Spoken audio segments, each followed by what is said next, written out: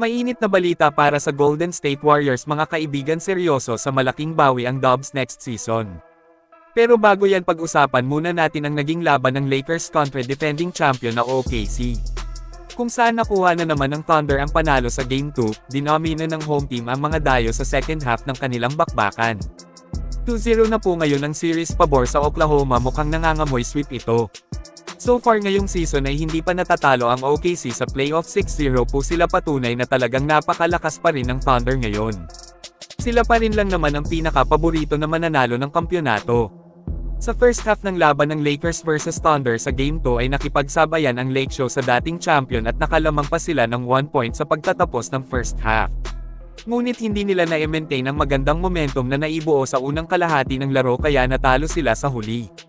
Nagrereklamo ang buong Lakers sa mga officials ng bakbakan mga kaibigan, na itong si JJ Redick ay nawalan na ng control dahil sa galit. Si LeBron panay din ang pagrereklamo sa mga referee at pati si Austin Reeves.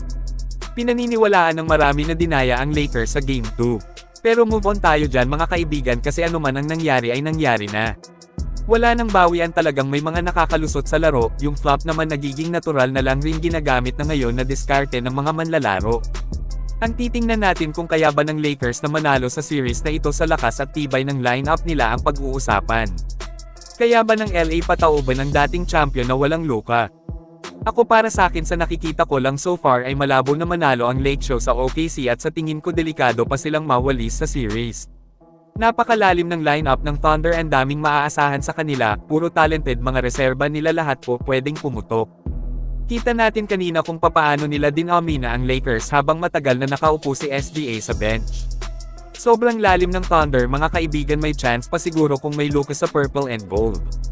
Kasi napapaangat nga ng Lakers superstar ang opensa nila, napakabigat na load ang pinapasan nitong si AR sa series na ito, walang malakas na katimbang sa playmaking at scoring. Kaya para sa akin, kahit sabihin natin na patas ang tawagan, ay hindi pa rin kaya ng Lakers ang OKC. Kayo mga kaibigan, ano ang masasabi nyo? Mag-comment lang po. Ngayon ay dito na tayo sa isang mainit na posibleng gawin ng Golden State Warriors sa team nila para maging solid sa susunod na season. Na kung saan marami pong fans sa ngayon ang nagsasabing sinadya lang daw po ng Warriors na magpatalo sa play-in tournament para sa tsansang makakuha ng top pick sa draft. Na ngayon nga po, base sa odds ay rank number 10 ang Warriors na may 9% plus chance na makuha ang top 4 sa draft. Mabibigat pa naman ang mga top prospects sa paparating na draft, kaya maganda ito para sa Dubs. Para palakasin ang lineup next season o e-shop para makakuha ng isang superstar. Diyan papasok ang maingay na naman na storya ngayon, itong Giannis Antetokounmpo sa Warriors. Na alam naman natin na kamuntikan na talagang mangyari ito bago ang nagdaang trade deadline mga kaibigan. GSW at Miami Heat ang maingay na punta ni Giannis kung sakaling iwan niya ang Bucks, at sila rin ang may pinakamagandang mae-o-offer sa Milwaukee.